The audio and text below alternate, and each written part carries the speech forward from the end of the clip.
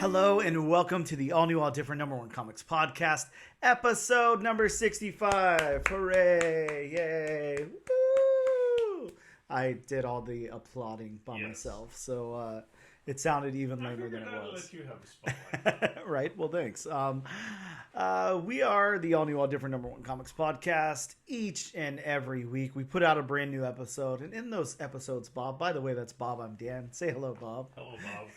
In those episodes, we talk about a brand new, newly released first issue comic book. We break down the story and art, give it a somewhat of a review, and let you know if we think that you should move on to issue number 2 or not. We also talk a little bit of comic book and related news, as well as what's new in comic book shops this and next week. Bob, tell them what we're covering this week. We are covering from Boom Studios' Uncanny Valley by Tony Fleecs. And it just makes me wonder, like, there's no way that there hasn't been a book called Uncanny Valley before, right? Has to exist. Too common of a phrase. Yeah, one would think. Right? The worst thing about this is going to be like every time you want to like add an issue into your like CLZ or something and you type in Uncanny and then Uncanny X-Men pops up. Uncanny Valley Dynamite Studios. Yeah. Either way, we're going to take a very quick break and we'll return in just a moment.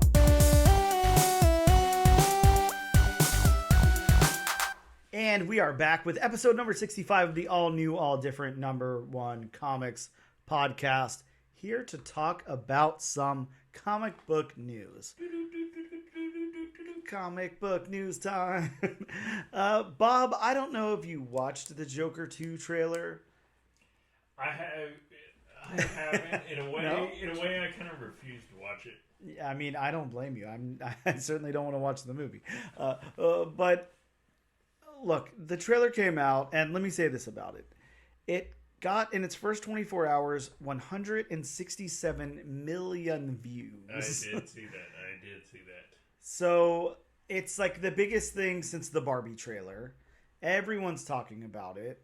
Everyone is talking. You know, it's being very positively received. Everybody's really digging it.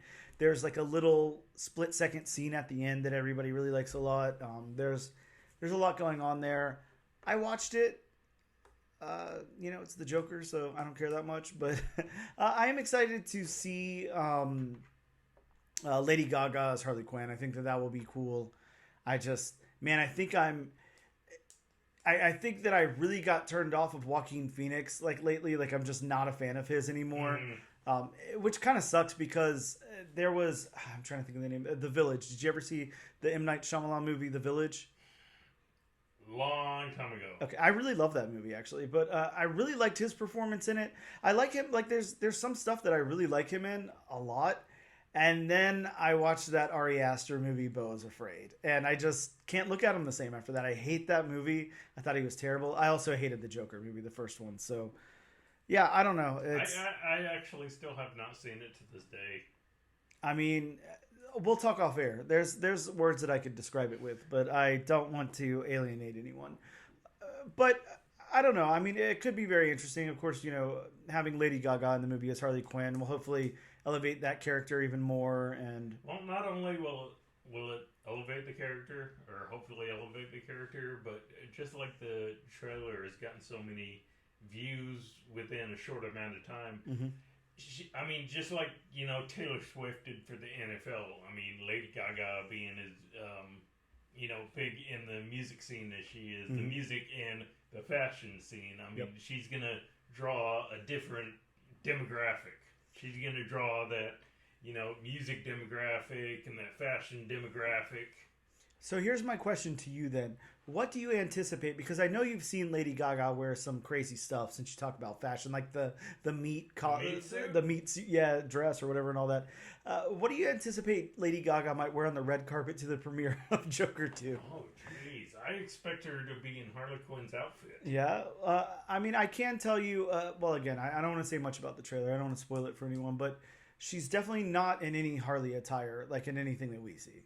She's like a normal, person or patient or whatever. Yeah, I kind of expected that considering, in the first movie, I mean, it was supposed to be the Joker, but Mhm. then again, it wasn't the Joker. Sure. I mean, he was in somewhat the Joker attire, but he wasn't in the Joker attire. So I kind of didn't expect, Lady Gaga to go like full, playing card suit Harley Quinn outfit, or her, later Suicide Squad outfit.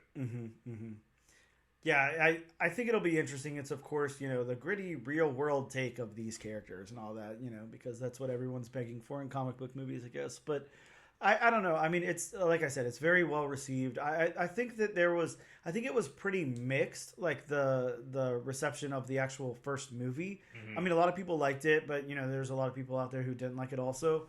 But I'm not seeing anything negative about this. Everyone's really liking the trailer, so I don't know. Maybe it'll turn out good. Well, I haven't seen the trailer or the first movie, and I have heard quite a number of people say it's basically the first one, but with Harley Quinn instead of the Joker being focused on. I guess we'll see. I guess only time will tell. Again, I probably won't watch this movie, but good for them. Next up, Bob is a little bit more fun, a little less dreary, a little more, just fun. I like it when comic books are fun. I don't know about you, but sometimes, there's a lot of seriousness, and we're reading comic books, So especially the way certain real world events. Yes. Go. Yeah, exactly. So as you know, Marvel has been doing these Disney What If covers for a little while now, for like maybe a year now, maybe a little bit longer. I don't know. But, they put forth these different scenarios on the cover, and it's always just a cover. It's not anything that's in the interior of the book or whatever. But, kind of what if Mickey Mouse wielded the Infinity Gauntlet or something like that. I can't remember all of them, but, there were Disney characters doing big Marvel event type of things on the covers, basically. And somebody over at Disney/Marvel has decided to bring one of those to life and make a one-shot, like a real deal. I believe I know the one you're talking about. Yep. So continue. Yeah, this is What If Donald Duck Became Wolverine. Yep. And man, I love this. This sounds like a lot of fun. This is just goofy, campy, nonsense fun. Why the hell not? Disney and Marvel joined together.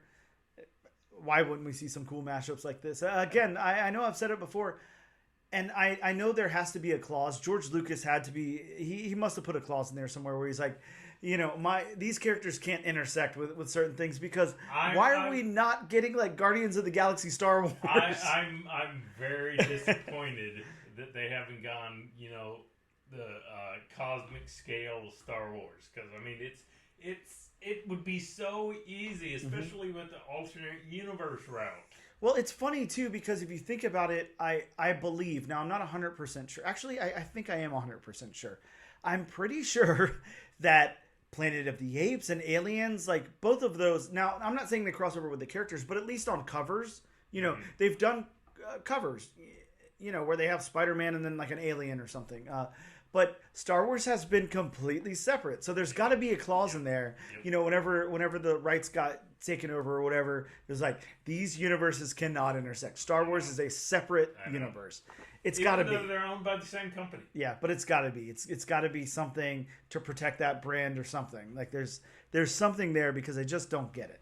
But the biggest question I want to see, can Wolverine's claws deflect a lightsaber? Can adamantium deflect a lightsaber? Now, this is like, those really fun, super nerdy, like schoolyard talks that we're going to get into there. Trust me, me and one of my good buddies, we've had this discussion many times. Yeah. And it's fun. Those are the things you think of when you read comics. It's just like, it's like that scene. Now, I won't go into the specifics of it, but, in Mallrats with Lois Lane and Superman's intimates, where Jason Lee is kind of talking, and of course he later meets Stan Lee at the mall and talks to him about a certain anatomy of Ben Grimm, and it's stuff that comes up, you talk about it. But either way, what if Donald Duck became Wolverine? I love this. It's so fun, and kind of what they're doing with it is the Old Man Logan storyline too. So it's not you know, Wolverine like in his inception. It's not Wolverine like fighting Hulk or anything. Like it's kind of like this old man Donald Duck type of thing. So I don't know. It sounds fun. It sounds crazy. It sounds like it can work. So would Goofy be Papa Banner? You know, I read somewhere, and I didn't see the article right before we started, but yes, everyone is somebody. You know, it's not just him. Of course, the whole team's fleshed out. I kind of had a feeling they'd go that route with everybody playing a Marvel role. Yep. Mm-hmm. Yeah, and it's just a one shot. It's, you know, what if it's fun, you know, whatever. Yeah. Have fun with it. What the hell? How much goofier, no pun intended, being Disney, how much goofier can you get than Donald Duck becoming Wolverine? I mean, Goofy becoming Wolverine, I guess. That's the next step up. I mean, that would be too goofy. Don't make me again. Come on, Bob. That's twice in one episode. I know. And I mean, you have actual drums, so you can do a rim shot. It's true. The cymbals are in the car though, so you know, there's that part. And a little bit, you know. So we got the. I don't know. I mean, I guess it's good news. You know, we got the news about Joker 2. We got the fun news of the what if Donald Duck became Wolverine. Now we're gonna bring it down a couple of pegs, quite a few pegs. So yeah, put on your serious face now, Bob. Trina Robbins has passed away at the age of 85. If you're unfamiliar with Trina Robbins, she has such a massive effect on the comic book industry and activism and feminism and all of that. Really big creator. Illustrated on Wonder Woman, Millie the Model, all, you know, big stuff like that. I think I'm trying to think of what exactly it was. I can't remember what publisher it was at, but she created the first out lesbian character in comic books. You know, so a huge pioneer, you know, and a huge activist, somebody who really, you know, like pushed the boundaries, you know, and made things, you know, paved the path for the way things became. I was gonna say open the door for that kind of stuff nowadays. Yeah, I don't have my sources in front of me, so please forgive me, but one of the sites that I looked at just had tribute after tribute after tribute. I mean, every single creator you know has posted a tribute for this woman. Like everyone, she touched everybody's lives. So yeah, really huge loss to the comic book world, to the industry, to the world overall. You know, not just in comics. Really, you know, again, paved the way for activism, you know, to take place. So a sad loss there. Now, one of my last pieces of news. Actually, you know what? I'm gonna save my big one for last. We're gonna go a little bit lighter scale before we get to the end here. Bob, were you a fan of the Heroes TV show?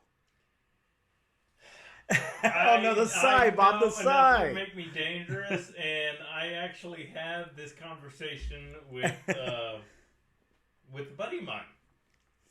Bob, I loved Heroes. I thought it was so fun. I watched it week to week when it was coming out.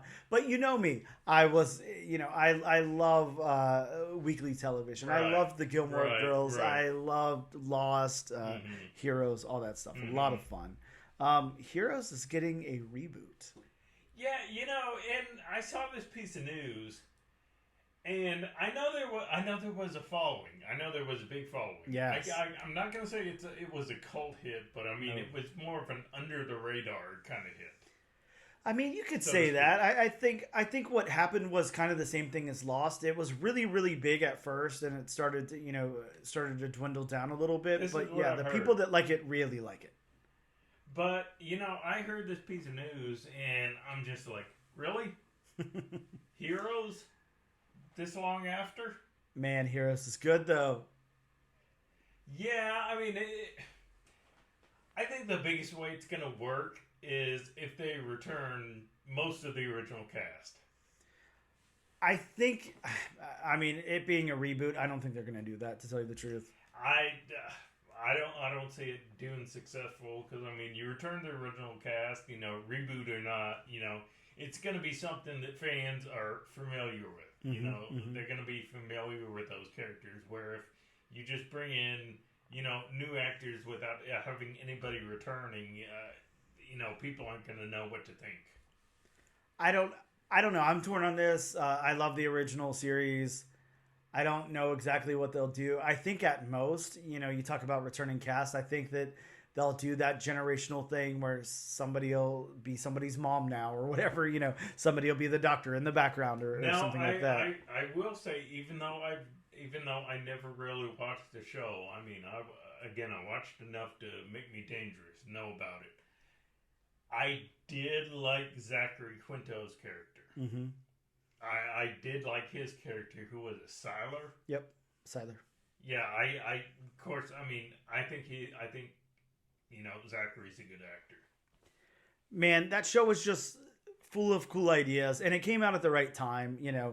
I think that might be something that might be a little bit different now. There's obviously we're in the midst of a superhero fatigue, so I don't know how it will do, but interesting nonetheless. I'm excited to see how this goes, but then again, I was really excited for the Quantum Leap reboot, and that was probably one of the worst things I've ever seen. That just recently got canceled. Yeah. Actually, I take that back. It's not one of the worst things I've ever seen. It's much better than the Twilight Zone reboot, which is the worst thing I've ever seen. Thanks, Jordan Peele, for ruining the Twilight Zone. yeah, which was disappointing because it's Jordan Peele. Exactly. But, whatever.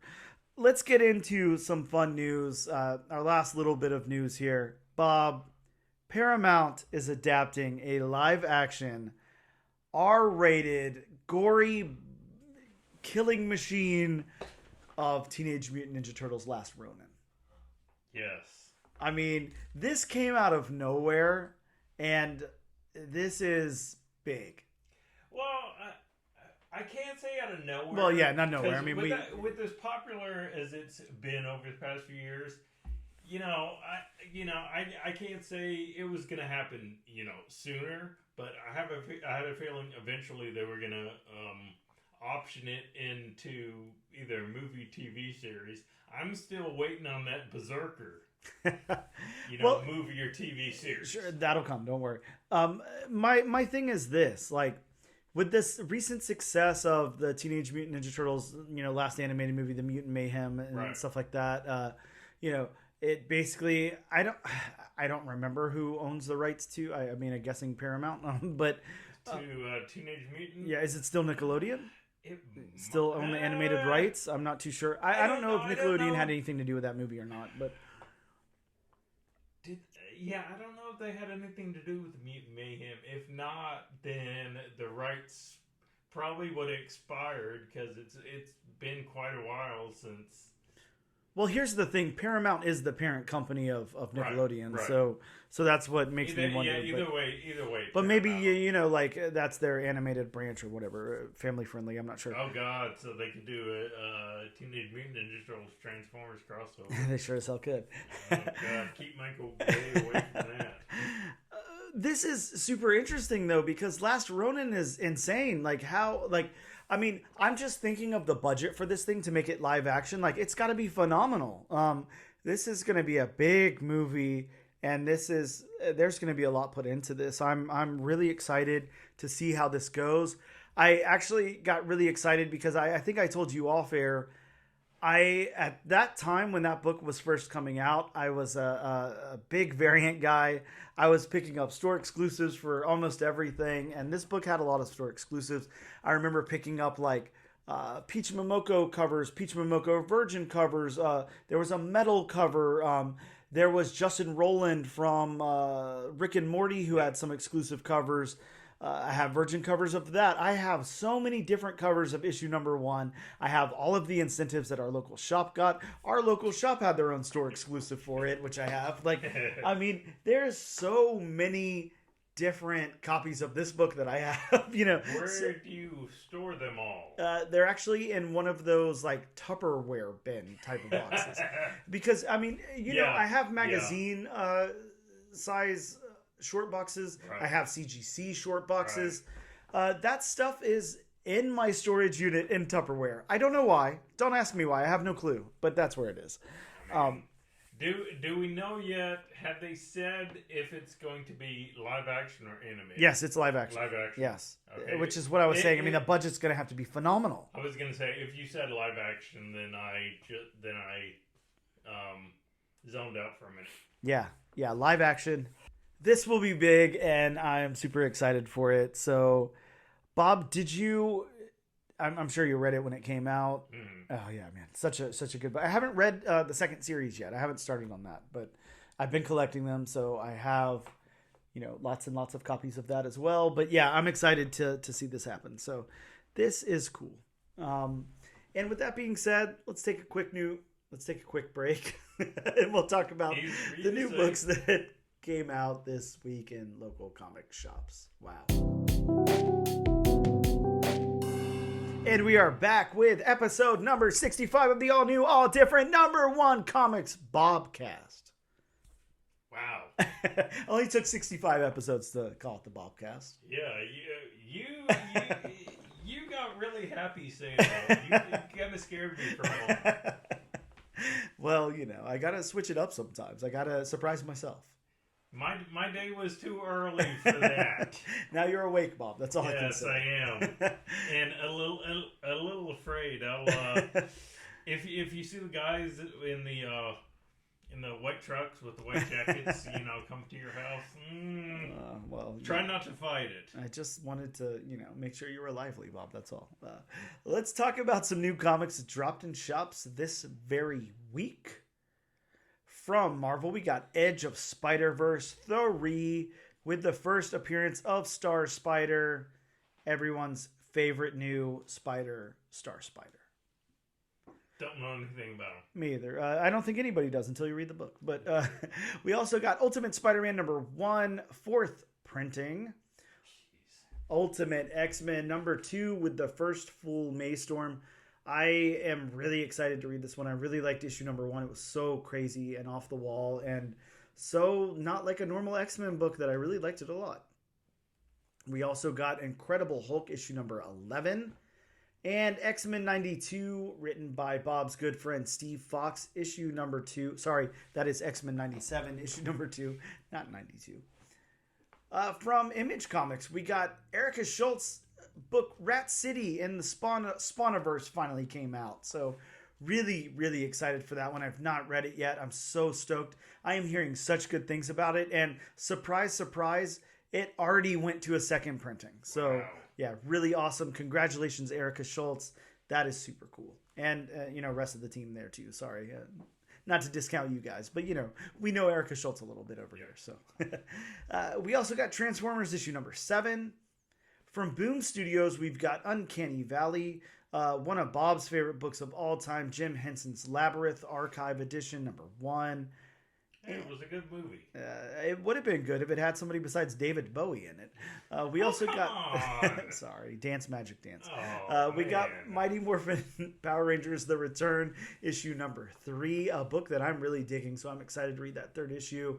From Dynamite, speaking of Bob's favorite movies, Hercules #1. That's right. Hercules. Disney's Hercules is now a Dynamite book, and that is issue #1. We've got Thundercats issue #3. Over to DC Comics from Action Comics 1064. The volume that won't die. Never. We got House of Brainiac Part 1, an intro to an army of Zarians, Lobo's brace there, and Sinister. You forgot the end. Huh? You forgot the end. I forgot everything. What did I call them? Zarians. Say it. Pronounce it. Zarnians. Okay, my bad. Well, Cesarnians. There we go. I'll pronounce every letter that's there. Why not? We also got Sinister Sons issue #3 with the first appearance of Spaceman Joe. Spaceman Joe. Right. And sounds like a basketball player. Spaceman Joe. Or like a weird song, that came out a long time ago or something that you kind of like forgot about. So instead of Cotton Eye Joe, you got Spaceman Joe. Yeah, I mean, just replace the Cotton Eye with Spaceman. Except Cotton Eye Joe was a popular song. Well, Spaceman Joe is now a popular song. We made it one, Bob. From Dark Horse, we have Monsters Are My Business, which is written by Colin Bunn, so we'll be reading it. From IDW, we got Beneath the Trees, Where Nobody Sees, issue number 5, and Earth Divers 16, with some wonderful Raphael Albuquerque artwork on there.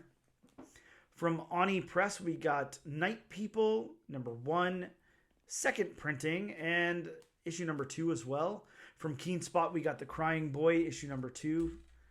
From Magma Comics, I think this is Magma's first release. They're a new publisher. We got Silicon Bandits. Silicon Bandits. Yeah, excited to check this out. I'm noticing like a pretty good amount of new publishers lately. I don't know about you, but I just interviewed Sebastian Gerner, and he just started a publication company. A publication company, I don't know, both of those, I guess, called Goats Flying Press, and that's the book you saw over there, The Dead and the Damned. And then we have the Kickstarter going on right now from Ironclad Comics. Yep, yeah, exactly. Yeah, there's a good amount of publishers popping up, so that's... It's kind of nice. I mean, the more options in the comic book world, the better. And you know me, I love my indie publishers anyway, so I'm all about that. Last up from Mad Cave Studios, we got When the Blood Has Dried. Bob, I wonder what the end of that is. What happens when the blood is dried? It creates a stain, which is hard to get out. Yeah, like what if that's the comic? Like it's like, all right, when the blood is dried, and then it's just like some dude like standing over like one of those old school washboards, like just scrubbing it out. Like, I want this, get out. When the blood is dried, I can't get it off my clothes. Damn it! Dried blood. Yeah. Well, spoiler alert for issue number 1. So would it be one of those silent comics where you just see him throughout the entire comic until the very end? Damn stain. And then he just throws his shirt out anyway and buys a new one. Man, we are writing gold is all I can say. The amount of comics that we've came up with here on the air is insane. Please, Mad Cave, make that comic happen. Yes. I mean, you could just put me and Bob in the comic. You don't have to credit us. That's fine. Just draw us in a panel, Yeah. I mean, I'll bleed, have my blood dry, and... There you go. Game over. The end. To be continued, question mark? Next episode, Dan bleeds, it dries. Hey, I mean, I do bleed a lot. That's true. Maybe to be concluded. Maybe I should see a doctor. Either way, we're going to take a quick break, and we'll return in just a moment.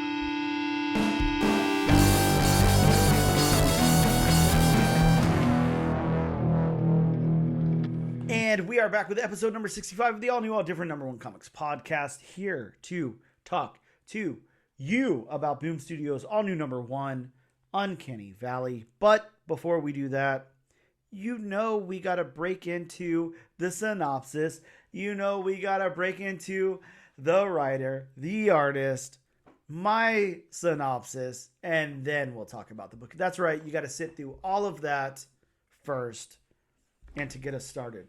And we all know about Daniel's synopsis. We sure as hell do. Ooh, I like that. Pluralizing.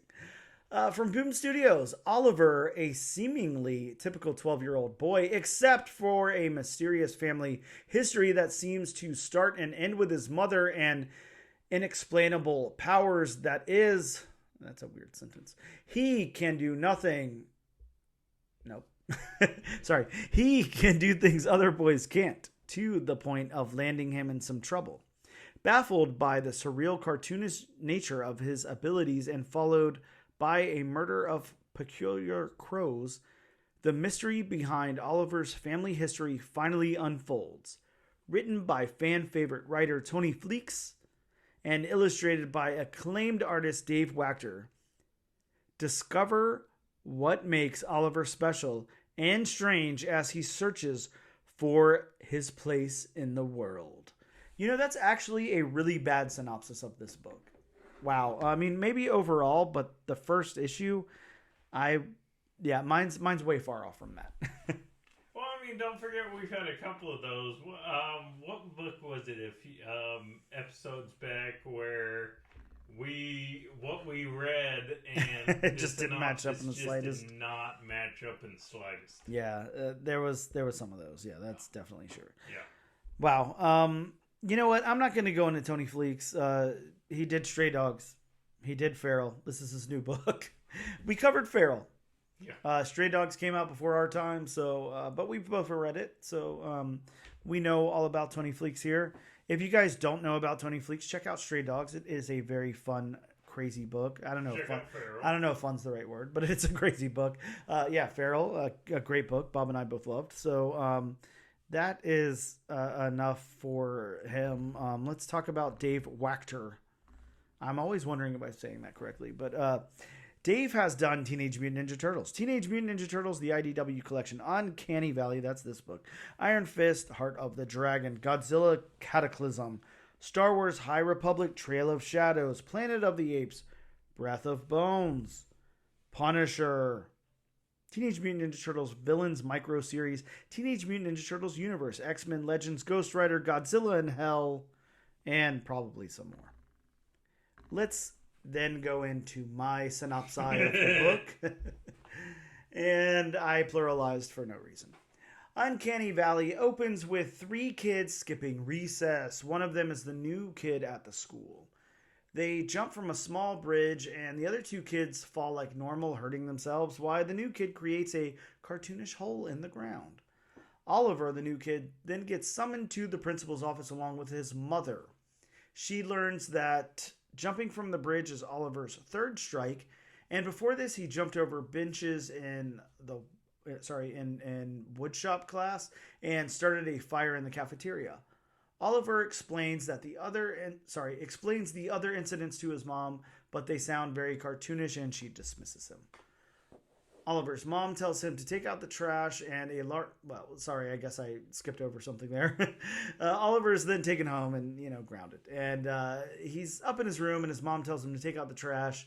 And a large number of crows are surrounding his house. He tells his mom and she quickly gets very worried as the crows burst into the house, attacking the mom and talking and trying to take Oliver. Suddenly, a Yosemite Sam type cartoon character bursts in and shoots crows as Oliver learns that that's his grandfather. The crows again attack Oliver and he learns he can run like a cartoon character and burst through the house. Oliver's grandfather shows up in a car and has Oliver hop in as his granddad confirms to him that all of this is really happening.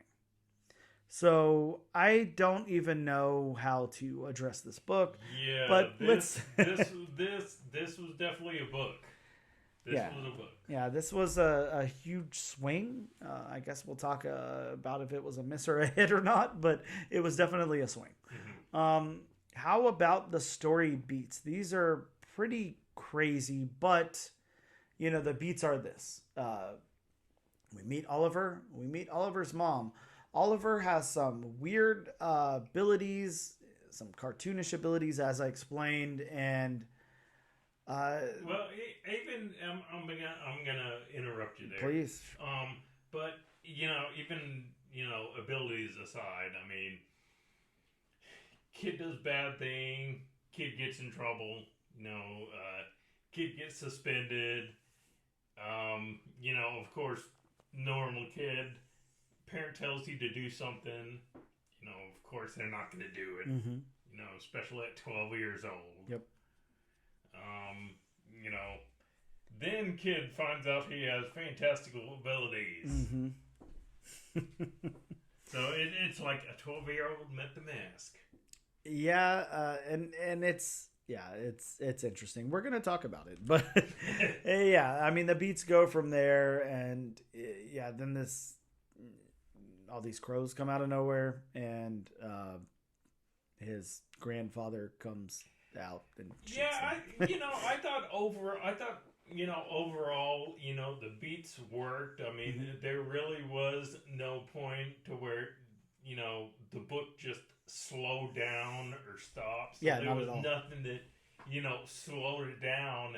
I mean, it was just one of those books where it was like, what the hell is happening? Yeah, I mean, you didn't even really get much time to stop and think about it. No. It's kind of like by that time, the book's over, and you're like, "What did I just read?" I mean, it's kind of like off the wall thing after off the wall, and I mean that was my reaction when I was reading it. I felt like I was watching an episode of Looney Tunes. Oh, definitely. And you hit the nail on the head. When the grandfather burst in, immediately I thought, Yosemite Sam. Yeah, definitely. This is interesting. How about the dialogue? How did you feel about the dialogue here? The Tony Fleecs is writing these characters' voices. I felt like the dialogue was fine. I didn't have any problems with the dialogue. I guess it didn't really seem. I guess if I really want to critique it, like everybody seemed a little wooden, but at the same time, I can't imagine this being written really any other way. We know Tony Fleecs is very good at writing dialogue and very good at capturing people's voices and everything. But there's so much wacky stuff going on in this book. I can't imagine like a whole lot of personality in any of the characters through their dialogue. Well, and he definitely captured the voice of 12-year-old boy. Again, like I touched upon, he was being told stuff by his mom, and it was like he was just watching TV, and he's like, "I got it." Yeah, I got it. Which at that age, just like I did, you give one-word answers. Yes. Yep. Pretty much. Yeah. Whether you mean it or not. And half of the time you don't mean it. Half of the time it's leave me alone. Yeah. Pretty much. Yeah. Pretty much. The narrative of this book, the narrative structure, the narrative storytelling here, it works. This is almost one where I would have loved to see like a little exposition dump at the beginning, maybe not be thrown completely into the world without a little bit of lead in, but I do think the narrative works fine. There's no problem with it. It just really does hit the ground running and doesn't stop at all. Well, the narrative, it's a straightforward 3 acts. Yeah. It's him, being able to survive unscathed, something that, most normal people would not be able to survive without a scratch or a bang up, gets in trouble, then encounters the crows, bursts into his house, then the final act, he finds out he has powers and he's, driving away with his grandfather and they're trying to get away. So, it's like 3 acts. Yeah. One of the things that I will say this, something that kind of threw me off a little bit was that beginning. The boys are skipping school, they're, skipping their class, and they're out there, in the woods, they're jumping off the bridge. Why are they jumping off the bridge? What is the purpose of this? The other 2 boys surely knew they were going to get hurt jumping off the bridge. Well, yeah, but, and I don't know. I don't know if he might have missed this or if, I just, pay attention to the little minutia more than usual. But I seem to remember something in there about when, if I'm not mistaken, when he's having a conversation with his mom in the car. I think it's one of those, he's trying to fit in. So, I think it's one of those, he knows it's not right, but he wants to fit in. So he's gonna do it to be accepted. And I'm fine with his justification. I don't understand why the other 2 boys wanted to jump off the bridge. Yeah, what? Yeah. When you put it like that, it's kind of like, why did they do it in the first place? They knew it was going to happen. It's a dumb detail for me to get hung up on, sure. Yeah. But, I do get hung up on things like that. So I'm like, maybe just a little bit there. Maybe it would have made more sense to me if there was like, maybe a bigger kid who was kind of bullying them or something. And then, it was like, you guys jump off this bridge or something. I just didn't quite see what the reasoning was. So like, it's like he's doing these things and these fantastical things are happening, but why, what's the catalyst for him to do them? Like, I get that he wants to fit in and he's going to do what everybody else is doing, and that's fine, but why are they doing what they're doing? I don't see their motivation. I get the whole, when he's explaining things to his mom, I get the whole eating the hot pepper. I mean, if you're, if somebody says, I dare you to eat this, I mean, you're eating something. Yep. So, I mean, it's not out of the realm of reality that, somebody would eat it just to prove, okay, I ate it. Yeah, it's, I don't know. I get hung up on weird things sometimes. But aside from that, how about the world building then? I think, this is trying to really build a world here. It's a very, very interesting world. Yeah, and if we're not verbalizing enough, what's going on here, basically what's happening is, and hopefully you picked this up from our conversation so far, is this is our world, a normal world as we know it, but also in this world exists actual cartoon characters like that of like Roger Rabbit. That's the best comparison I could say. It's like a Roger Rabbit type of thing. Yeah. So it's a normal world, but then cartoon characters also inhabit this world. But I guess people don't know that other than our lead character's mom. And I don't know. I'm not exactly sure how this takes place. Of course, I'm sure the next issue will get into all of that. But, and I trust that the next issue will get into all of that. But, yeah, the world building, they're really trying to build a world here. I don't know, man. It's not that I'm having trouble with this book because I had a good time. It's just this isn't really something I can, retell somebody. Like it's very easy, think of something like Superman 1 or, a lot of the books we've read. I don't know. To me, the best comparison I can make is Elvira meets H.P. Lovecraft. Just something that is so off the wall. Yes. Yeah, we'll get into it. So let's go over to the art. Dave Wachter. I'm gonna say this. While I think this was a big swing, and again, I'm not gonna say yet if I think it was a hit or a miss. This was a really big swing in the storytelling department. Yeah. I personally think in the art department, this is crushing it. Like this is really, really good actually. And I'm not like the hugest fan of that really cartoony vibe, like the Looney Tunes look or whatever. Right. But the real world, I love. I think it's done so well. Dave really gives these characters a lot of personality. Really, really fleshes it out in the character art and everything. I really like it a lot. Okay, and I'll preface this by saying, I don't have a big problem with the art. But I mean, just me personally, I would like to see a little more detail in it, cleaned up just a tad. I mean, it doesn't have to be totally cleaned up. I like to look for this book. Something like this, an idea far out there. You don't need perfection.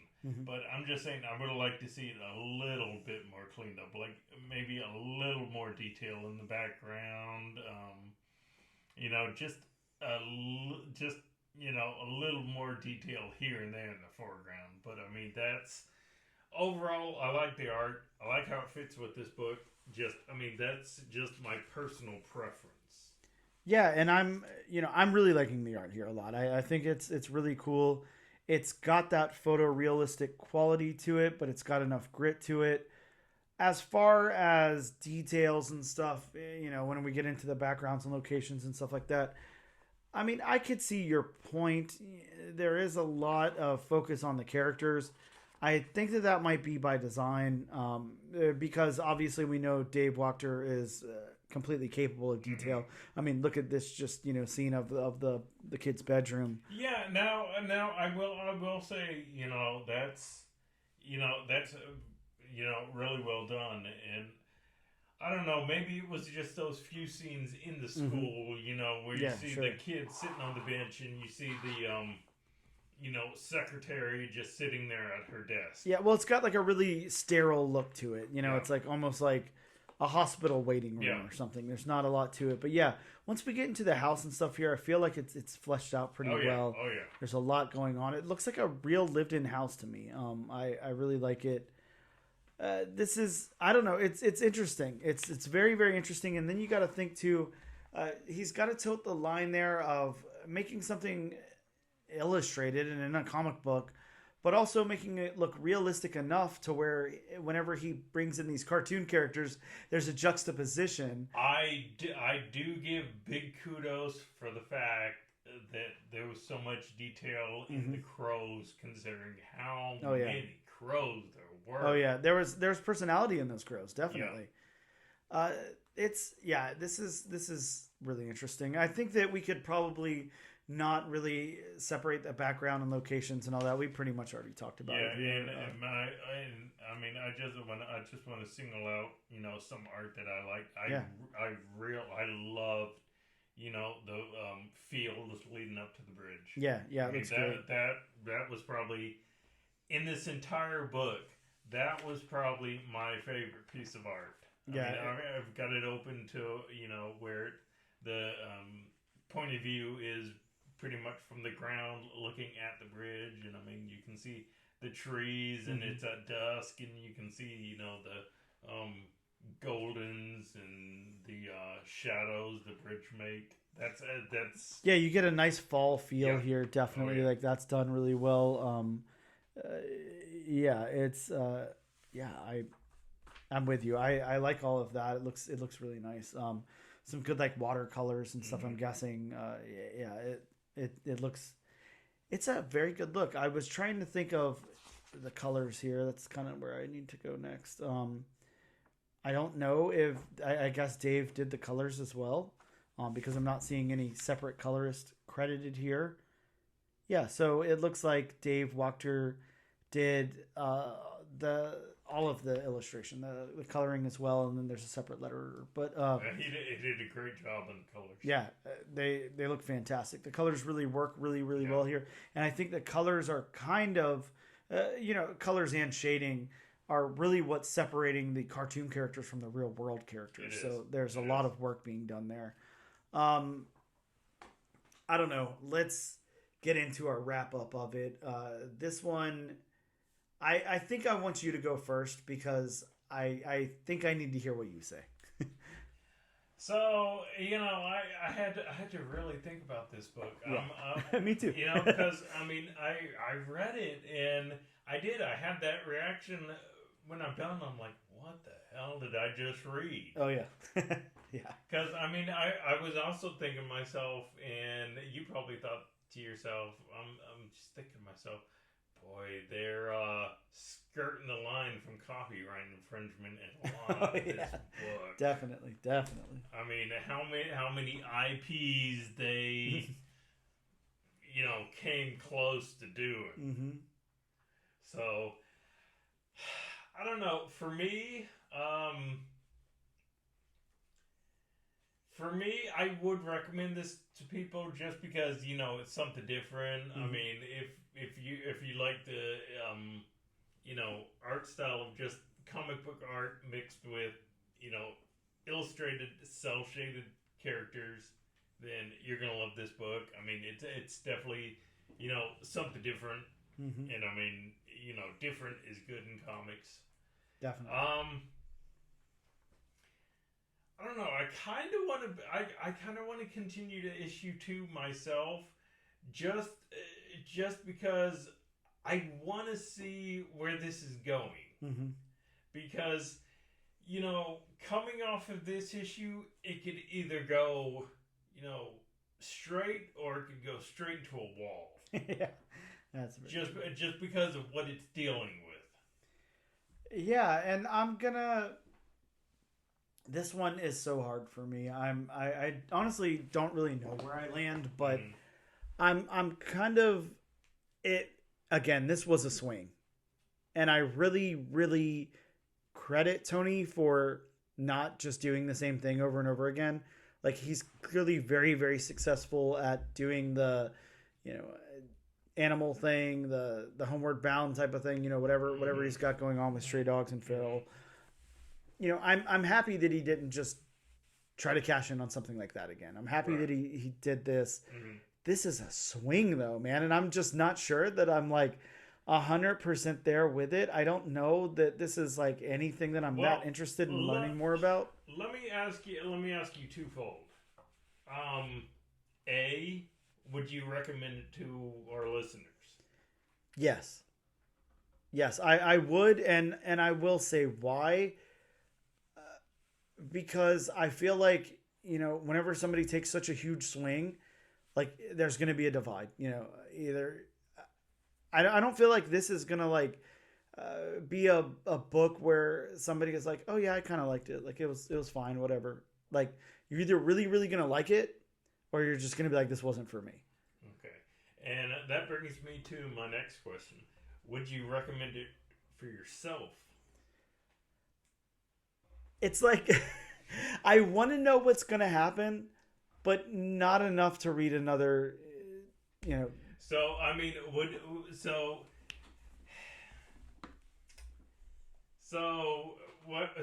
you're saying is, you know, it was a good issue 1, but it just didn't hook you.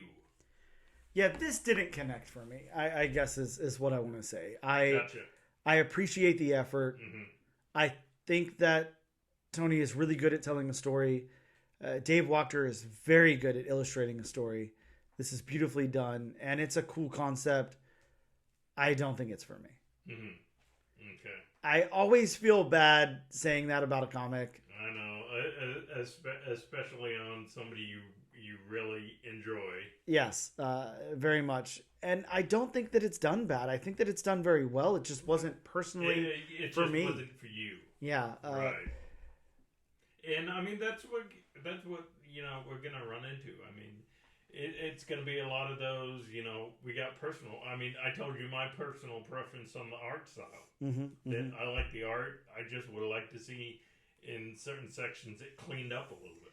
Yeah. But I mean, that's me personally. And like you said, you love the art. You didn't have a problem with it.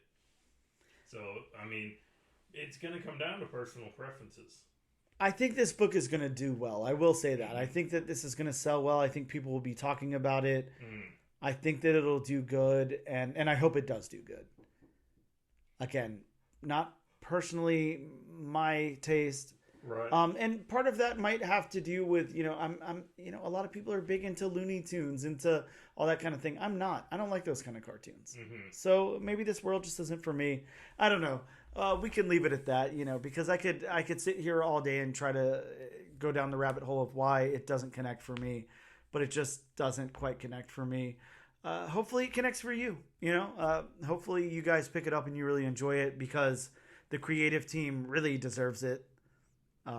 And I guess that's all I'll say. Well, I mean, it's been a couple episodes where we've been, you know, 50-50. We got one thumbs up, we got one thumbs down. Yep. Yeah, it happens. Yep. With that being said, we're going to take a quick break and we'll return in just a moment.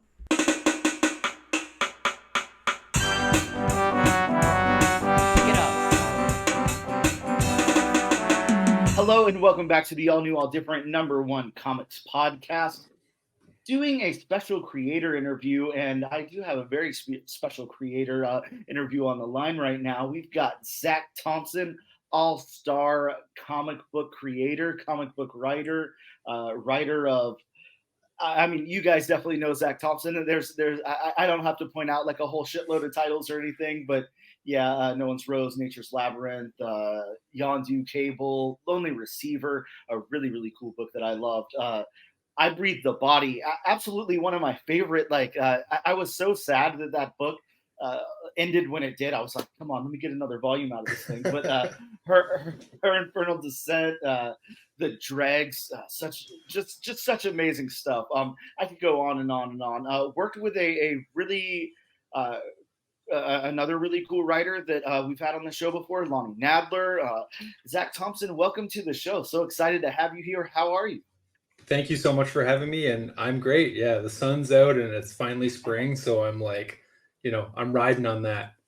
Wait a second, you get seasons there. Okay, I'm in Florida, so it's just summer all year long. So, Yeah. that sounds nice. Our snow is finally gone, which is like, a cause for celebration. Exactly. I mean, I guess people are probably piling out in the streets right now, Yeah. living it up. Really cool. Well, yeah, man, I'm so excited to have you on. Like I talked about there, just showcase just a couple of your books because there's way more than that. But I've been a fan of yours for a long time. I really dig a lot of your stuff. I think one of the first things I can think of reading of yours was The Dregs, and just such a cool book that was just so left field to me. Like it was something like I hadn't read before, and in comics that's surprising. Like a lot of times, people have different takes on things, but a lot of things have been done before. Comics have been around for a long time.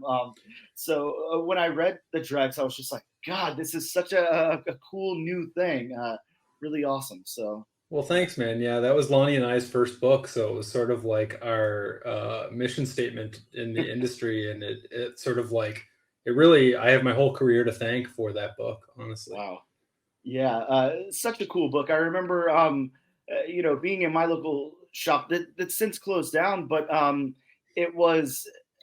I mean, everybody was really excited about this book coming out. I remember our local comic book shop owner really pushing it. He was like, "Look, I'm throwing this in everybody's pool this week. You're going to run and read this book. It's so awesome." And everybody was talking about it. It was just like, God, such a good book. Introduced me to, of course, you and Lonnie there. So yeah, I was really excited to be a part of that when it came out, and just thank you for writing that. Such a cool book. But Music to my ears, man. yeah, Lonely Receiver also. I think back when Lonely Receiver first came out was kind of one of the first times that I was ordering like in bulk from my local comic book shop, and I saw Lonely Receiver coming out, and I see your name listed on the credits there, and I was like, you know what? Go ahead. Like, I want 50 copies of this book. So, so I actually do, man. Like, I have like a stockpile of this book. Just, I'm like, I want this book. Like, I feel like, something's going to pop off with it one day. And even if it doesn't, I'm just happy to have it. It's so beautiful and such a cool story. So, Well, that's really cool to hear, man. Thank you. And honestly, like given everything that happened with Aftershock, I think that is going to be exceedingly rare because I don't know if it will ever get printed again. yeah. Well, I'm excited that I have like, almost a short box full of them. So Nice. yeah, I really love that book. So yeah, something I always suggest, friends who are, like new into comics, or who want to take a break from the typical, superhero genre or anything like that. I'm like, dude, check out Lonely Receiver. Like, it's such a cool book. Like, again, like you're getting like these fresh takes on stuff that you don't normally see in comics. Almost like these cool like cinematic takes, these cool sci-fi takes and everything. Just some really great stuff. And I've recommended Lonely Receiver to quite a few friends. So Well, thank you. That's awesome to hear. yeah, absolutely. Like I said, you're definitely getting a fanboy interviewing you. So it's not some random dude who hasn't read your stuff. I'm definitely a fan. So yeah, I'm really excited to have you here today. And of course, like what we're going to be talking about is Blow Away, which is out next week actually. So we're recording on Wednesday, April 10th right now, and I'll have this up before the issue actually comes out. But Blow Away comes out April 17th, and it's coming out from Boom Studios. This first issue is so amazing. I'm gonna do my best to not spoil anything about it at all. If I do, I'll edit that out. But man, this book is so cool, and I want to hear what you have to say about it. I want to hear what your pitch was and everything. Before you do that, I'm just gonna say, if you guys like stuff like, of course, and that's already been out there or whatever, Fargo, Rear Window, you're gonna love this, but it's not Fargo or Rear Window. Like, don't get confused. Don't think just because you hear those names, like, oh, okay, it's just like Zac's version of that or anything. It's so much more than that. Such a cool book. it's got vibes, maybe, but it's so much more than that in story here and scope and everything. So so please tell the listeners about the book. Yeah, so I mean, the book kind of came to me from thinking about Rear Window and two other films, Blow Up and Blow Out. Two films that are sort of about a person who's working in the arts who may or may not have witnessed a murder. And I was thinking a lot about, well, how do you sort of evolve that theme and how do you sort of like take that into the modern world? And so I love nature and I love like nature documentaries. And I was actually watching like Planet Earth and I was watching the behind the scenes of people who are like stationed out in very remote places. And I was like, if you were out there by yourself and you witnessed a murder, what would you do about it? Mm-hmm. Like, you're out there by yourself and you're also like 50 miles away with a long lens camera and you're sort of like far enough away that maybe you didn't see what you actually saw, that kind of thing. So that was really what I pitched to Boom was, hey, I want to write a book about maybe a murder. I love that pitch because it's so indirect, like maybe a murder, but coming from the mind of Zac Thompson, they're like, okay. yeah. And like Rear Window was a huge sort of like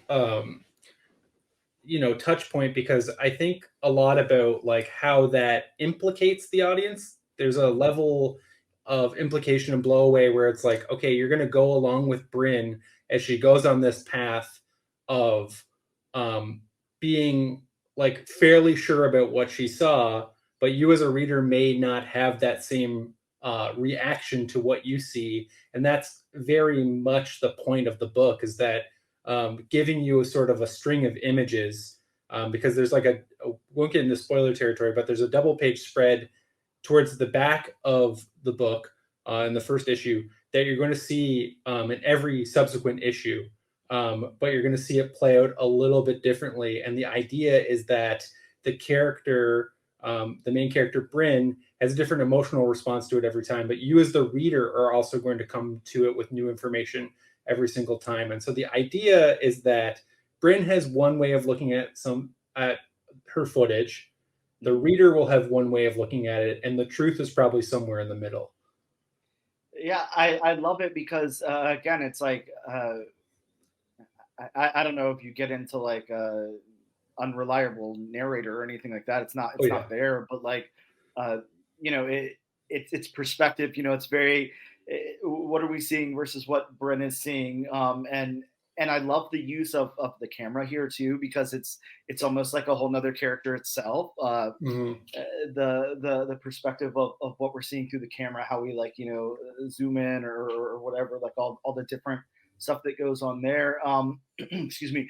What about using this, I don't know, desolate like Arctic island type of thing, like as a backdrop? How? I mean, I know you said you're kind of like in a colder area, in an island area, colder, bigger island area there. How is it using that as like a scenery and a backdrop for the book? Yeah. So, I mean, my big thing was like, we live in a very paranoid world right now, right? Like, paranoia, conspiracy theories are everywhere. And part of what I want to do with Blow Away is sort of like put you in a different environment that's removed from all of that society at large. So, Bryn is completely isolated from the real world, quote unquote. But does the idea of paranoia and the idea of you can't trust anyone and the sort of like culture that's been created by true crime sort of like permeate through that isolation? In that, like, can you actually remove someone from that sort of society? Because I think there's an interesting, if you ever look at when like people disappear or anything like that and they maybe haven't found them yet, there's always like social media sleuths online going like, oh, look, like her boyfriend was reading Annihilation by Jeff Vandermeer. That means he's a murderer, right? And it's like, that doesn't have anything to do with anything, but it does feed this very human sense to find patterns in something that may seem irrational. And I wanted to sort of like take a character and put them into a place where they don't have a connection to the internet, where they don't have anything other than their footage and their own 2 feet, that they can kind of just get out there and see if they can solve this on their own. Because I think isolation also just sort of like reveals character. Because like, who are you when no one else is looking? Right. Yeah. Yeah, and that's a really excuse me, cool thing to explore there. I know, for me personally, look, we're starting out with the character, I think a little bit over a month in, kind of isolation there, like about 40-ish days or so, is where we're dropped off. And I mean, I would like to think, or hope that I could last that long in isolation and everything. But I think more like 2 days or something. I'd probably start to go a little crazy.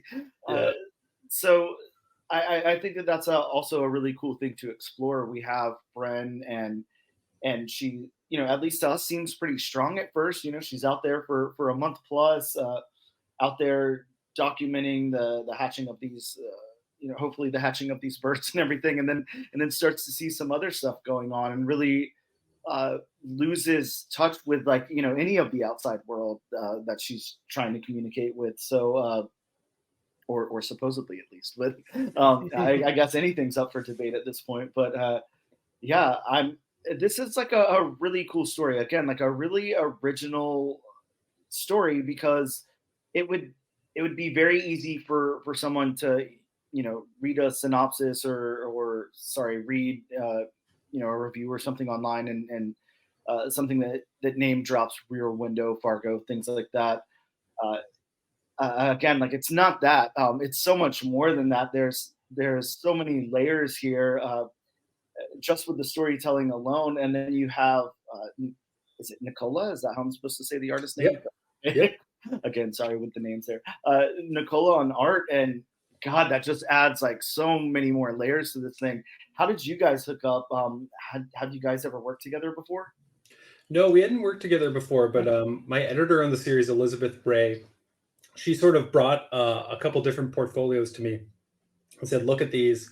And I really responded to Nicola's art, just because it's really like stylistic and kinetic. And I haven't actually worked with anyone like him before, but I could really see, like, again, talking about those double page spreads of like footage, that was something that was like baked into the initial concept. And so I was very concerned about whether or not we could do that with whoever we chose to sort of go with. So looking at Nicola's portfolio, it was clear that he was going to be able to pull something like that off. But also environmental storytelling is a huge part of the book, like big open expanses showcasing sort of the Arctic and that kind of thing. And he was able to nail that right away. His first character sketches were so evocative of the tone that we were going for, and he just sort of like got it right away. And it's funny because I think he lives in Italy, and so like as far removed from the Arctic as humanly possible,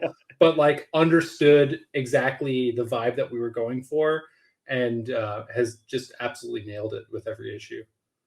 Yeah, this is a beautiful book, and it really, you can really, like, one of the things that I love most about comics is whenever I open up a comic book and I can tell that the writer really trusts the artist. That's something that's like super important to me, because it would be very easy as a writer to just lay out a whole bunch of exposition to tell rather than show and all of that. And I mean, that's never been your MO anyway. Like, you always trust your artist and all of that, which is really cool. Something that I really appreciate. But it's definitely, you can tell in this book you had a lot of trust in Nicola. It's like something I'd love to see a director's cut. I'd love to see your notes to Nicola, because it's got to be, all right, here's kind of what I want. Just go with it, do your thing, because it's so visual. It's so vast, and there's so much emptiness, but it's filled in so much as well, if that makes any sense. Totally, yeah. I mean, one of the big conversations that we had was like making sure, like any good noir, right, that the environment feels like a character in and of itself. And even like working with Francisco, the colorist, where we had to have conversations where I was like, look, I know this is like antithetical to the idea of coloring a comic, but like, let's go really white here. Let's put a bunch of snow over these things. Let's really allow the snow to become a character. So like, there's moments where, you know, a snowy wind blows over the lens of the camera and it's just a panel of just sort of like obscured white. But that's sort of what you'd be dealing with in the reality of a situation like that. And so everyone's sort of working together to create that like tone and that sense of place. And I think that like we really nailed it together, because it's just like Francisco and Nicola have a great shorthand. Like every time Francisco sends in colors, Nicola's like in the minute details, like circling things, being like, well, like let's change the color of that like slightly. And I just love that sort of stuff because I can just sort of trust them to run with it. And then like I can just worry about story details where I'm like, oh, this person's jacket switched colors, like let's just put it to whatever, and like just be the continuity cop. Well, there has to be, definitely something to that, to be able to trust your artist and colorist and letterer and all of that. It's such a huge amount of teamwork, and to have any weak links in there, it's got to be hard, but definitely doesn't feel like you're suffering through any of that in this book at all. No. Yeah, you've got a wonderful entire creative team. How has it been working with Boom on this book?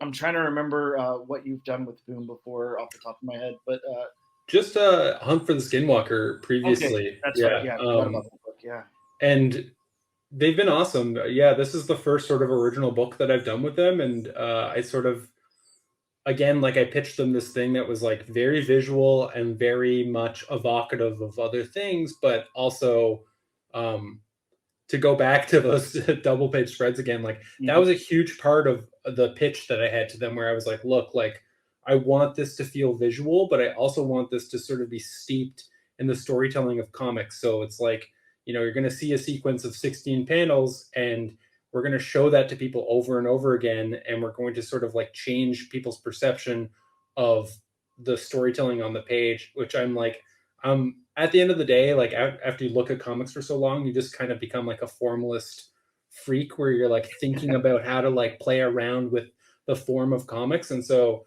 that was a huge part of what I pitched them. And they were very into that, which to their credit, because sometimes I've experienced in the past where publishers sort of like don't like that you're thinking too much about the page before you've even written anything. But that was a very big part of what I was trying to evoke, because I was just like, look, like if you're going to show quote unquote footage, you have to have an idea behind it. It can't just be a string of still images, right? Because like at the end of the day, that is what it is. But I just mean like it has to have some forethought and some like some juice to the execution, so to speak. And so like they were really down with that, and really down with like an unconventional type of crime book, because I'm interested in like non-traditional crime leads and sort of like a different sort of perspective on the thriller. There's a lot of movies where it's just like a regular person who's like thrown into an extraordinary situation. Yep.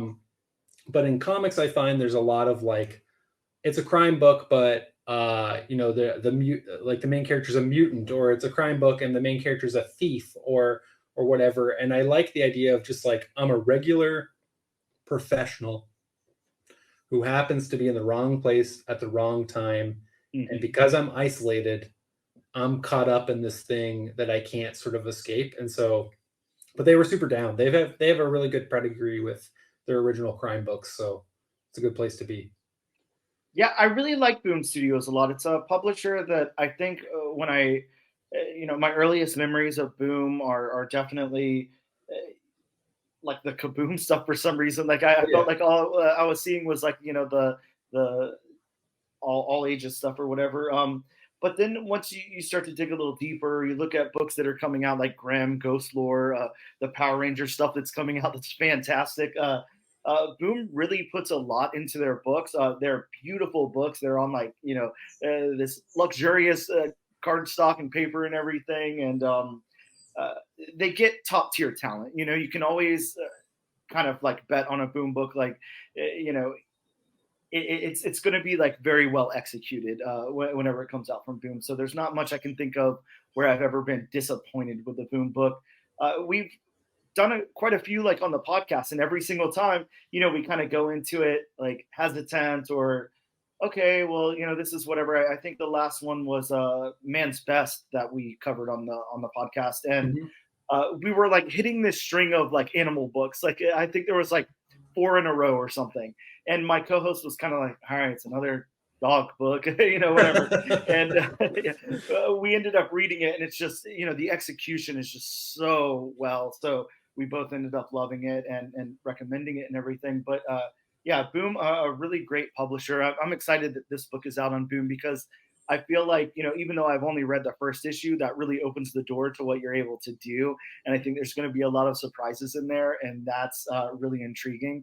So yeah, really excited about this. Really excited that it's out on Boom. Really excited about the creative team. How many issues are planned? 5. 5 issues? Okay, awesome. Yeah. Very definitive sort of ending to things, but like with most things, I've fallen in love with the main character, so I'm just sort of like, I would love to do more with her, because like I have this like, without getting too into like spoiler territory, I love the idea of like, you know, like old school detectives used to like take photos and sort of like be very like, you know, they would be like, go take photos of my wife cheating on me or whatever, you know, like, and that's like a classic sort of detective thing.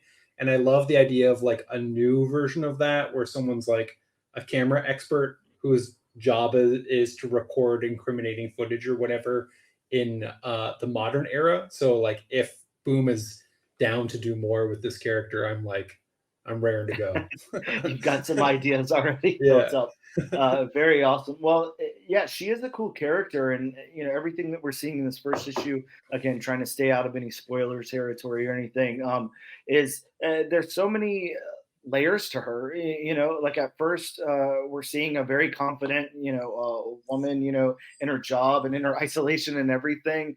And then from there, we maybe start to slip into some like paranoia and things like that. But at the same time, we're seeing a lot of things where, you know, one of the first things that jumped out to me about the character was like, she's not afraid to get her hands dirty. You know, she's up there in her observation, you know, room or whatever, wherever she's housed, and doing her job. But whenever stuff goes down, I mean, she's pretty confrontational. She's, you know, doing things that I definitely wouldn't find myself doing. So. Yeah. And I wanted to make sure that was sort of in there early, right? So it's like, okay, you're setting this person up to be someone who's like, yeah, not afraid to get their hands dirty and not afraid to kind of get into the shit, because, shit escalates pretty quickly. As you can see by the final page of the first issue, things kind of get pretty hairy pretty quickly. Yeah, definitely. And that's, you know, absolutely one of the things, you know, you guys are going to love whenever you pick up this book next week. It's just, it's one of those books, you know, the second that you get to the final panel, you're like, shit, I got to wait a whole nother month to read the next issue. And that is what makes a good comic, in my opinion. But yeah, the cliffhanger and everything, really, really well done. And I won't get into any of that, of course. But yeah, a fantastic book, a fantastic main character that we're meeting here. And like I said, this creative team and then Boom behind it and everything else. Just a really good combination, a really good winning combination for this book. So I don't think you could have done a better job on a first issue. So really awesome. Well, thank you. Stuff. Yeah, of course. Thank you. I want to ask before, you know, I take up too much more of your time or anything. You know, like I said, this is dropping next Wednesday, which is April 17th in your local comic book shop. So again, make sure you guys are picking that up. Make sure you guys are adding that to your pull list for May 22nd for issue number 2, where that FOC cuts off and everything. As we all know, unfortunately, you know, comic book shops will go a little heavy on issue number 1, and then a little lighter on issue number 2. So you guys are going to be in love, and then you're going to, you know, walk into your shop and a copy may not be there for you. So make sure you hit your local comic book shop owners up and add it to your pull list. But are you doing any press, any signings, anything like that for this book where people can find you or anything? So I'm going to be at TCAF, the Toronto Comic Art Festival, the first week of May. And then nothing set in stone yet, but I think what I'm going to do this summer is I'm actually going to do like a signing tour down the East Coast of the United States. Oh, amazing. Because I've got a new book coming out in June through Dark Horse called Into the Unbeing. And I just am really excited about that one. And by that time, Blow Away will have been out. Cemetery Kids Don't Die will have been out for a few months. And so it's just like I want to follow up this third book with kind of just like going and showing my appreciation for some of the stores that have been supporting my work. So I'll be posting more information about that on my social media channels like as it gets closer. But the idea is like the back end of June, I'm going to kind of do a bunch of stores on the East Coast of the United States. Amazing. Good. Well, I look forward to that as I am on the East Coast. So hopefully you make it all the way down here. But if not, I'll travel up to see you. So, but Great. Yeah, really cool. Well, yeah, this is super exciting. And again, Blow Away comes out next week, guys. So make sure that you guys pick your copies up. And that means, by the time this posts, you'll still have time to reserve a copy to make sure that you don't get to your local comic book shop on Wednesday morning at 10 a.m. or whatever, and they've already sold out. So this is going to be a big book. So make sure you reserve a copy or two, whatever. One of the last questions that I have to ask is, again, like I really loved your work with Lonnie whenever you guys work together on things. Any chance of a reunion on anything anytime soon? You guys? Oh, yeah. Yes. Yeah, we're working on something right now, actually. Amazing. And it's been like a couple of years in the making, but I mean, Lonnie and I are still like, we live in different cities now. Mm-hmm. So that's like a little bit of like a challenge, but like back when we were writing together, we were like literally at each other's house every day of the week, like just hanging out. So we still talk all the time. We're actually going to see each other in Toronto and just chat about new projects and stuff. So we have a new comic that we're working on with Peter Kowalski, who did Come Into Me with us. And so he's already working on it. He's already drawing it. So like we've already written 2 issues and we're sort of like slowly, the type of thing that we're just like not in any rush to sort of get out into the world before it's ready to go. So, and we're both like very slow, meticulous writers. So, put the 2 of us together and it takes a while to get a full book done. That's okay. But as we all know, whenever it comes out, it is so worth it. So yeah, I hope so. Yeah, definitely. That and all of your projects. Well, again, Zac, it's been super amazing talking to you again. Like, I hope I didn't fanboy out too much. I tried to keep it, on the conservative side of fanboying out there. I've learned over time to try to keep my composure a little bit and not be like, "Oh my God, you're so amazing. Tell me more about yourself." But yeah, I really do dig your writing. You're a really amazing creator and come up with some really awesome stuff. Some stuff that's actually really important in my life. So I greatly appreciate you just writing that stuff, let alone coming on and talking to me about your new book. So, dude, that honestly means the world to me, and it makes doing this every day like so worth it to hear stuff like that. So, thank you. It's a very genuine statement. So, thank you so much, and thank you for talking to me about Blow Away. I know the listeners are super stoked about it. They're gonna love this book. So, thank you for writing it, and thanks for taking the time to talk to me about it today. And before I let you go, anything else you want to say or plug or anything? And the caveat to that is I will make sure that all of your links are listed in the show notes. But the only thing is Into the Unbeing is on pre-order right now. That's my new sort of like eco horror maxi series with Hayden Sherman, who just finished up Dark Spaces Dungeon with Scott Snyder. Hayden is like one of the best artists working today. And this is like the book is separated into part 1 and part 2. So issue 1 of part 1 is on pre-order now. The final order cutoff is May 6th. And then, you could also pre-order part 2 if you want at the same time, which won't be out until like 2025. But if you let your comic book store know, it's going to be full, like 8 full oversized issues telling a giant story on the scale that I've never done before. So we're going to have some fun. Very excited about that. Well, don't let Zac trick you. You do want to pre-order issue number 2, whether you've read issue number 1 or not. We already know that. So. Amazing. Well, I'm really excited to check that out and really excited to post this up so everyone can hear it. So I won't take up any more of your time. Zac, I can't thank you enough. Thank you so much for taking the time out of your day to talk to me. I really appreciate it. Thanks so much, man. All right. Have a good one. Yeah, you too.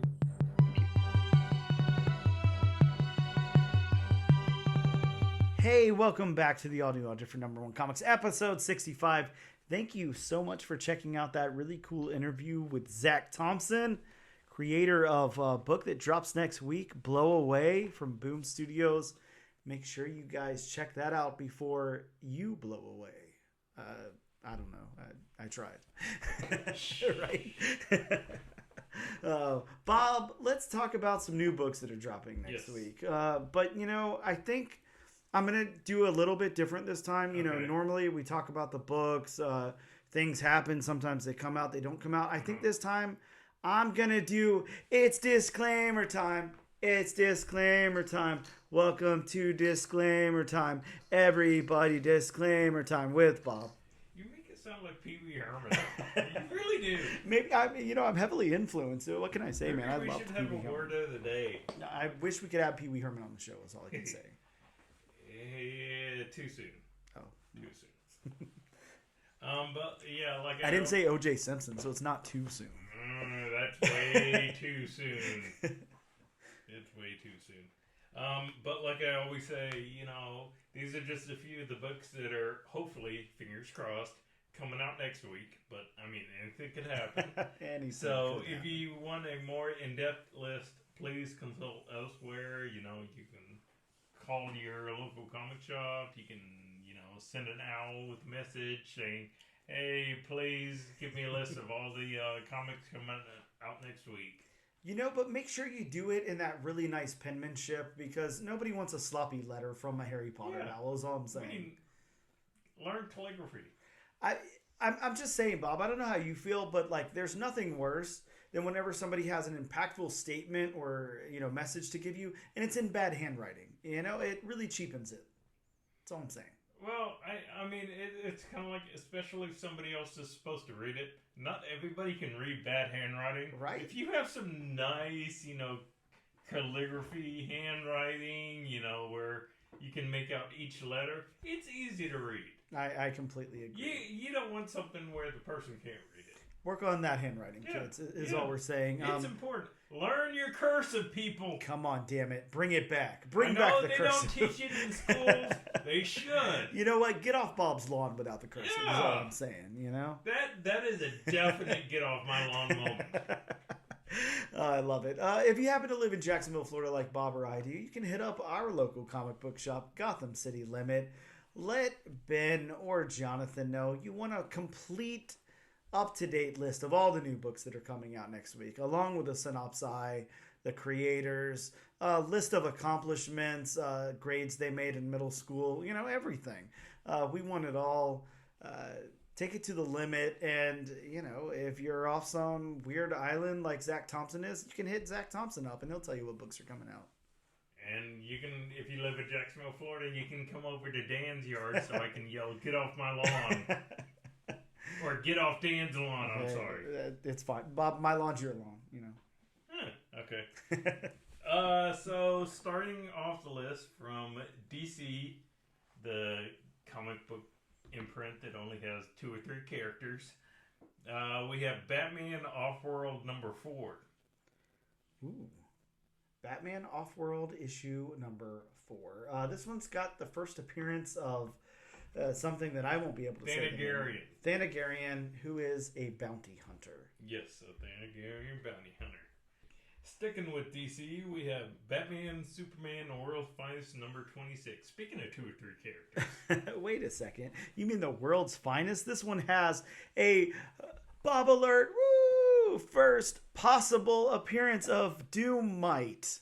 Bob, I have a real question. I'm not even joking here. How many copies did you pre-order of this? Because I know you want that first appearance of Doomite. I know it's like a thing. You're just waiting for it to come out. It's possible that it could happen here, but you know, when it does, are you hitting 25, 50, 100, 150, 1,000? How many copies of this character do you want? So take 25 and subtract 25. Oh, no. Yes. From Boom Studios, the book that Dan talked about, Blown Away #1. Yeah, Blow Away #1. This is Blow Away. actually such a cool book. Bob, I got to read this in advance. Not saying, you know, that I'm the coolest person in the world, but I did get to read this comic before it came out, and it is such a cool comic. So worth the read. I really, really hope and know you guys are picking that up, but yeah, a wonderful book. From Dark Horse Comics, we have Star Wars High Republic Adventures Saber for Hire #1. This one apparently takes place in a galaxy far, far away. And what happens is, if you're familiar with Star Wars, they have these lightsaber things. And this is just a lightsaber that's like by itself. There's no one around or anything. It's like kind of in a cave, and it's available for hire. So people hire it to like do things like roast marshmallows and cut things for them. I mean, stranger things have happened in the Star Wars universe. Yeah, there was that cool holiday special. That's all I'm saying. From Image Comics, we have Free Comic Book Day 2024 Energon Universe Special #1. So I don't know why these are listed right now, but I think the free comic book days are for like, you know, next month. I'm not sure. Maybe they've just announced them. Mm-hmm. Mm-hmm. Don't look for those in your shop next week. You won't find them. Mm. From DC Comics, again, we have Justice League versus Godzilla versus Kong #7. This is the finale. It all ends here, Bob. Who will win?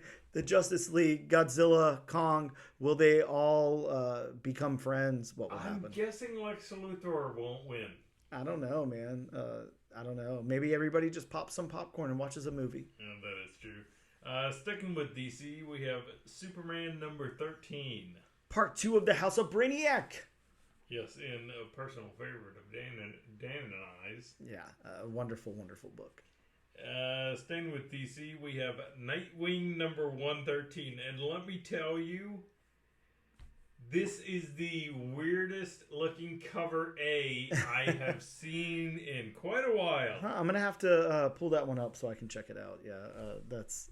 Oh, you got it. You got it there for me to look at. Please do. Oh yeah, that's an interesting